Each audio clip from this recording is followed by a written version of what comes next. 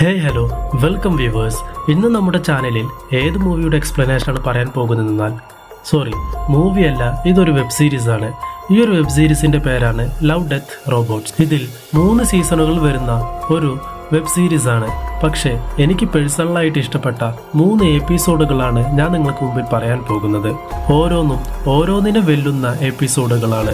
അതുകൊണ്ട് തന്നെ മിസ് ചെയ്യാതെ അവസാനം വരെ കാണുക. അപ്പോൾ നമുക്ക് നേരെ വീഡിയോയിലോട്ട് പോകാം.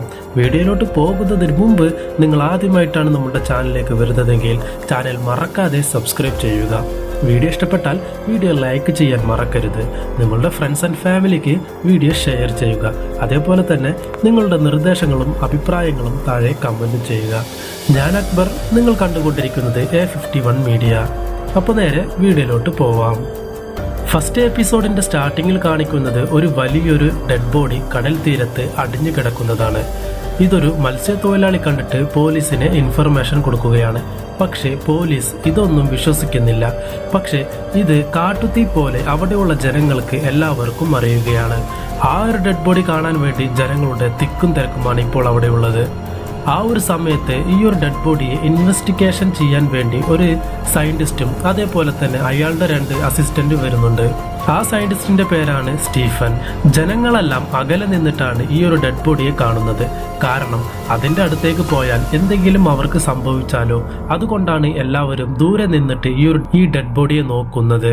ആ ഒരു സമയത്ത് ഈ ഒരു സയന്റിസ്റ്റും അതേപോലെ തന്നെ 2 അസിസ്റ്റന്റും അടുത്തേക്ക് പോയിട്ട് നോക്കുമ്പോൾ 80,000 കിലോ വെയിറ്റ് ഉള്ള ഡെഡ് ബോഡിയാണിത്.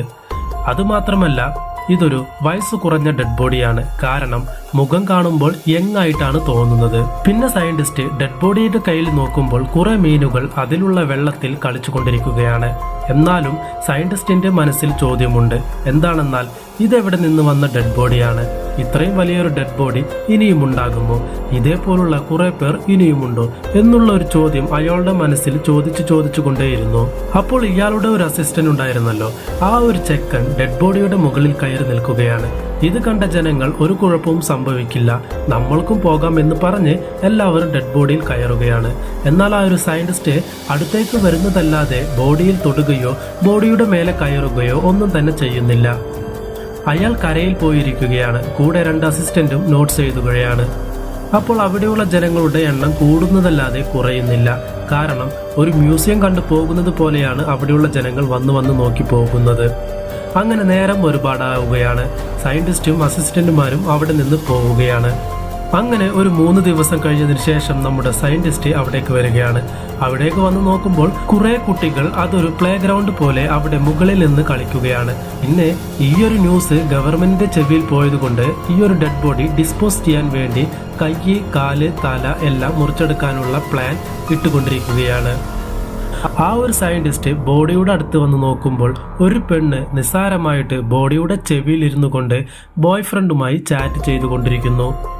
അപ്പോൾ ഇടയിലുള്ള സീനിൽ ആ ഒരു ബോഡിയുടെ കയ്യിൽ കുറച്ച് വെള്ളമുള്ളത് കാരണം മീനുകൾ അതിൽ കളിച്ചുകൊണ്ടിരുന്നില്ലേ, അത് വന്ന് സയന്റിസ്റ്റ് നോക്കുകയാണ്. അപ്പോൾ ആ വെള്ളമെല്ലാം വരണ്ടു പോയിരിക്കുന്നു.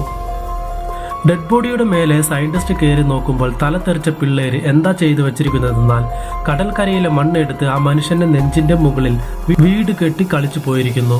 അതുമാത്രമല്ല, മനുഷ്യന്മാർ ആ ഒരു ഡെഡ് ബോഡിയുടെ കൈ വെട്ടി കൊണ്ടുപോയിരിക്കുന്നു. ഡെഡ് ബോഡിയുടെ മുഖത്തെ സയന്റിസ്റ്റ് കയറി നോക്കുമ്പോൾ അയാളുടെ കണ്ണ് നോക്കുമ്പോൾ അയാൾ മരിച്ചു പോയിട്ടുണ്ടായിരുന്നുവെങ്കിലും അയാളുടെ കണ്ണ് അത്രയും നല്ല ഭംഗിയിലാണ് കാണാൻ സാധിച്ചത്.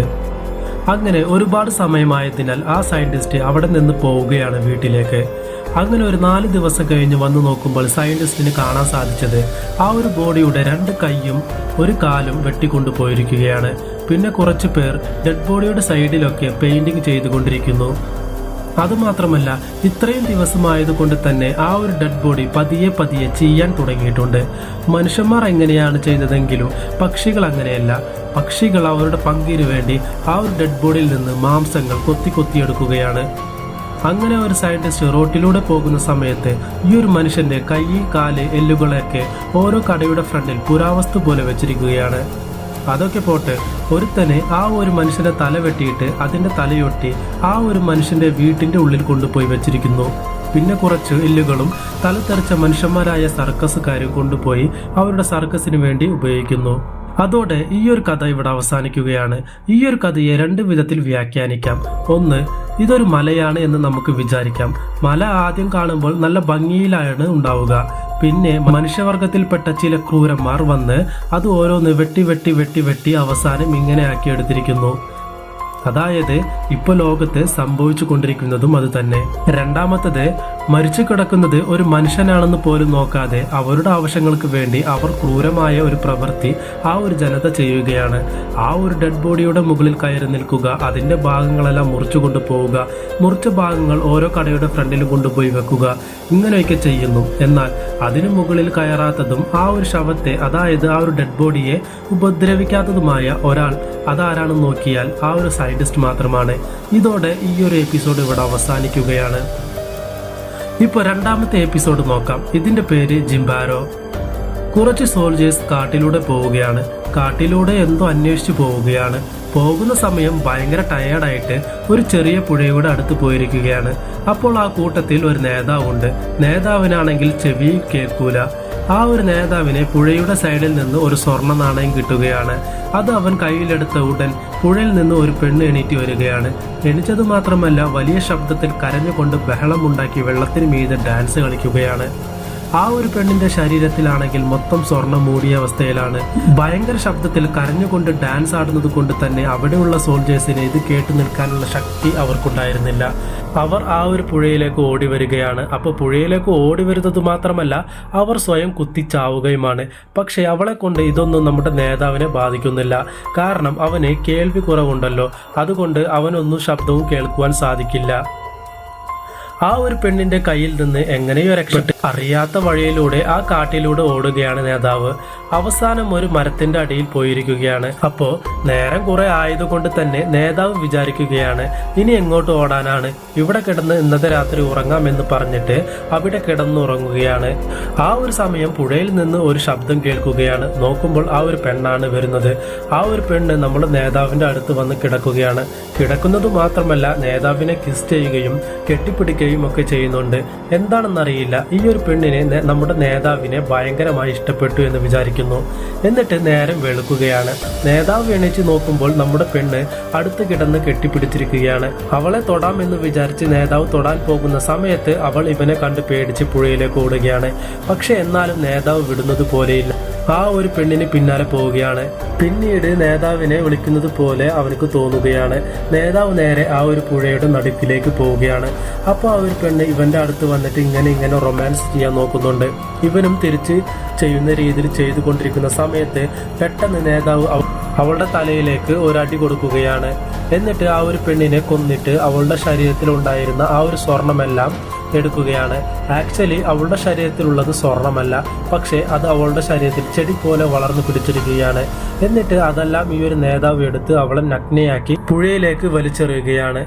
എന്നിട്ട് ഈ ഒരു ആഭരണങ്ങളെല്ലാം എടുത്ത് അവൻ അവിടെ നിന്ന് കാട്ടിലൂടെ രക്ഷപ്പെടാൻ നോക്കുന്ന സമയത്ത് ഭയങ്കരമായി ദാഹിച്ചത് കൊണ്ട് തന്നെ ആ ഒരു പുഴയിലെ വെള്ളം കുടിക്കുകയാണ്. എന്നാൽ കുടിച്ചത് വെള്ളമല്ല, ചോരയാണ്. അത് കുടിച്ച ഉടൻ നമ്മുടെ നേതാവിന് ചെവിയിൽ കേൾക്കുകയാണ്. ആ ഒരു പുഴയിൽ നിന്ന് പിന്നെയും ആ ഒരു പെണ്ണ് ഇതേപോലെ ആടുകയാണ്. ആടുന്ന സമയത്ത് ബഹളമുണ്ടാക്കുന്നുണ്ട്. ആ ഒരു നേതാവിന് കേൾക്കാൻ സഹിക്കുന്നില്ല. കുറച്ചായിട്ട് ആ ഒരു പെണ്ണിന്റെ ദേഹത്തെ ചെടികൾ, അതായത് സ്വർണ്ണ ചെടികൾ പിന്നെയും മുളയ്ക്കുവാൻ ആരംഭിച്ചിരിക്കുന്നു. അങ്ങനെ മൊത്തം മുളച്ചു വന്നു. നല്ല ശബ്ദത്തിൽ പെണ്ണ് കരയുന്നത് കൊണ്ട് തന്നെ നമ്മളുടെ നേതാവിന് അത് കേൾക്കുവാനുള്ള ത്രാണി ഉണ്ടായിരുന്നില്ല. അതുകൊണ്ട് തന്നെ അവൻ പുഴയുടെ ആഴങ്ങളിലേക്ക് അവൻ നീന്താൻ പറ്റാതെ വീണു മരിക്കുകയാണ്. അപ്പോഴാണ് നമ്മൾക്കൊരു കാര്യം കാണാൻ സാധിക്കുന്നത്. കാരണം ആ ഒരു പുഴയുടെ അടിയിൽ ഇതേപോലെ സ്വർണം മോഷ്ടിക്കാൻ വന്ന കുറെ പേരുടെ ബോഡികളും അവശിഷ്ടങ്ങളും അവിടെ കിടക്കുന്നുണ്ട്. അതോടെ ഈ ഒരു രണ്ടാമത്തെ എപ്പിസോഡ് ഇവിടെ അവസാനിക്കുകയാണ്. അടുത്ത എപ്പിസോഡിന്റെ പേരാണ് ഐസ് ഏജ്. ഈ ഒരു എപ്പിസോഡിന്റെ സ്റ്റാർട്ടിങ്ങിൽ കാണിക്കുന്നത് ഒരു ഭാര്യ ഭർത്താക്കന്മാർ ഇങ്ങനെ കോണിപ്പടി കയറിയിട്ട് റൂമിലോട്ട് വരികയാണ്. ഭർത്താവിനോട് ഭാര്യ ചോദിക്കുന്നുണ്ട്, നിങ്ങൾ എത്ര കാലമായി ഈ ഒരു ഫ്രിഡ്ജ് ഇങ്ങനെ വെച്ചുകൊണ്ടിരിക്കുന്നു, കൊടുത്തിട്ട് വേറെ വല്ല പുതിയ ഫ്രിഡ്ജ് വാങ്ങിച്ചൂടെ എന്ന്. അപ്പോൾ ആ ഒരു ഭർത്താവ് കുറെ ആലോചിച്ച ശേഷം ഭർത്താവ് ഭാര്യയോട് പറയുകയാണ്, ഈ ഒരു ഫ്രിഡ്ജ് എനിക്ക് വിൽക്കാൻ സാധിക്കില്ല. കാരണം അച്ഛൻ എനിക്ക് ഗിഫ്റ്റ് ചെയ്ത ഫ്രിഡ്ജാണ്, അതുകൊണ്ട് ഇത് ഇവിടെ തന്നെ ഇരിക്കട്ടെ എന്ന് ഭർത്താവ് പറയുകയാണ്. എന്നിട്ട് അവർ രണ്ടുപേരും മദ്യപിക്കാൻ പോവുകയാണ്. എന്നിട്ട് ആ ഒരു ഫ്രിഡ്ജ് തുറന്നിട്ട് അതിൽ നിന്ന് ഐസ് ക്യൂബുകൾ എടുത്ത് മദ്യപിക്കുകയാണ്. നമ്മുടെ ഭർത്താവ് കുടിക്കുന്ന ഗ്ലാസ്സിലെ ഐസ് ക്യൂബിൽ എന്തോ ഒരു ഡിഫറൻറ്റ് തോന്നിയിട്ട് അവൻ നോക്കുകയാണ്. പക്ഷേ കണ്ണുകൊണ്ട് കാണാൻ സാധിക്കുന്നില്ല. അതുകൊണ്ട് ഒരു വലിയ ലെൻസ് എടുത്ത് ചെക്ക് ചെയ്ത് നോക്കുന്നു. അപ്പോൾ അതിൽ കാണാൻ സാധിച്ചത് അത് മഞ്ഞൾ ഉറച്ച ചത്തുപോയ ഒരു ആനയാണ് കാണാൻ സാധിക്കുന്നത്. ഇതെങ്ങനെയാണ് ഫ്രിഡ്ജിന്റെ ഉള്ളിൽ വന്നതെന്ന് ആകെ ഷോക്ക്. എന്നിട്ട് ഭാര്യ ഒന്നും കൂടി ചെക്ക് ചെയ്യാൻ വേണ്ടി ഫ്രീസറിന്റെ ഉള്ളിലുള്ള ഐസ് ക്യൂബുകളെല്ലാം എടുക്കുന്നുണ്ട്. അപ്പോൾ അവിടെ കണ്ട കാഴ്ച ഒടുക്കത്തെ ഷോക്കാണ് അവർക്ക് ലഭിച്ചത്. കാരണം നോക്കുന്ന സമയത്ത് ഫ്രിഡ്ജിന്റെ ഉള്ളിൽ ചെറിയൊരു ലോകമേ ഉണ്ട്. അതിൽ ചെറിയ ചെറിയ മനുഷ്യന്മാരുമുണ്ട്. അതേപോലെ തന്നെ അവിടെ സ്പീഡായിട്ടാണ് ഓരോ കാര്യങ്ങൾ മുന്നേറി പോകുന്നത്. അപ്പോൾ ഇവരുടെ കയ്യിൽ കിട്ടിയിരുന്ന ആനയെ ഇവർ ഒരു ചെടിച്ചട്ടിയിൽ കുഴിച്ചു മൂടുകയാണ്. കുഴിച്ചു മൂടി തിരിച്ച് ഫ്രിഡ്ജിൽ വന്ന് നോക്കുന്ന സമയത്ത് പിന്നെയും ഷോക്ക്. കാരണം അത് പിന്നെയും മോഡേൺ ലൈഫിലേക്ക് മാറിക്കൊണ്ടിരിക്കുകയാണ്. വലിയ വലിയ ബിൽഡിംഗ്, വലിയ വലിയ കാര്യങ്ങൾ, ഫാക്ടറികൾ എന്നൊക്കെ പറഞ്ഞ് മോഡേൺ ലൈഫിലേക്ക് മാറിക്കൊണ്ടിരിക്കുകയാണ്. അതുമാത്രമല്ല, രണ്ട് രാജ്യങ്ങൾ തമ്മിൽ ഒരു യുദ്ധം നടക്കുകയാണ്. യുദ്ധത്തിൽ വെടിവെപ്പും കാര്യങ്ങളും നടക്കുന്നുണ്ട്. അതുകൊണ്ട് തന്നെ ആ ഒരു ഫ്രിഡ്ജിന്റെ ഉള്ളിൽ നിന്ന് ബ്ലാസ്റ്റ് ആവുകയാണ്. ബ്ലാസ്റ്റ് ആകുമ്പോൾ നമ്മുടെ നായകന്റെ മുഖത്തേക്ക് തീ വരികയാണ്. അതുകൊണ്ട് പേടിച്ചു പോയവർ ഫ്രിഡ്ജ് മൂടുകയാണ്. ഇനി ഒരിക്കലും ഫ്രിഡ്ജ് തുറക്കരുത് എന്ന് അവർ തീരുമാനിച്ചിട്ട് അവർ റെസ്റ്റ് എടുക്കാൻ വേണ്ടി പോവുകയാണ്. പക്ഷെ ഇവർക്ക് നല്ലൊരു ആകാംക്ഷ, എന്തായിരിക്കും എന്നൊരു ആകാംക്ഷ ഉണ്ട്. ഫ്രിഡ്ജിനുള്ളിൽ നടക്കുന്നത് എന്താണെന്ന് ആകാംക്ഷ പിന്നെയും അവരുടെ മനസ്സിൽ വരികയാണ്.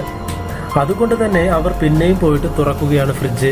തുറന്നു നോക്കുമ്പോൾ ഫ്രീസറിന്റെ ഉള്ളിൽ, അതായത് ടെക്നോളജികൾ വളർന്ന ഒരു കാലഘട്ടമാണ് കാണിക്കുന്നത്. പെട്ടെന്ന് ഒരു ബോൾ പോലെ ഒരു ലൈറ്റ് വന്നു പോയിട്ട് ആ ഒരു ലോകമേ അവിടെ മാഞ്ഞു പോയ പോലെയാണ് കാണിക്കുന്നത്. അപ്പോൾ രണ്ടുപേര് പറയുന്നുണ്ട് അത്ര തന്നെ, ഫ്രിഡ്ജിന്റെ കാര്യത്തിന് തീരുമാനമായി, ഇനി ഇതുപോലുള്ള ലോകം നമുക്ക് കാണാൻ പറ്റില്ല എന്ന് പറഞ്ഞിട്ട് രണ്ടുപേരും ടയേർഡായിട്ട് ഉറങ്ങാൻ പോവുകയാണ്. രാവിലെ എണീറ്റ് എപ്പോഴും പോലെ ഫ്രിഡ്ജ് പോയി തുറക്കുകയാണ്. ഫ്രിഡ്ജ് തുറന്ന അവർക്ക് ഒടുക്കത്തെ ഷോക്കാണ്. കാരണം മാഞ്ഞുപോയ ലോകം പിന്നെയും തിരിച്ചു വന്നിരിക്കുകയാണ്.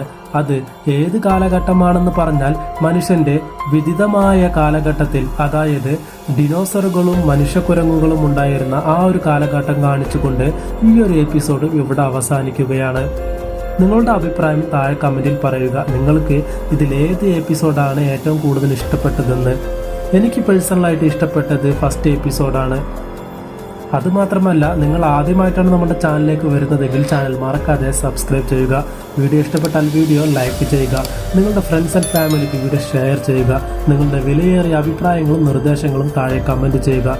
അടുത്ത നല്ല മൂവി എക്സ്പ്ലനേഷനുമായി അടുത്ത വീഡിയോയിൽ കാണാം. അതുവരേക്കും ടാറ്റ, ബൈ.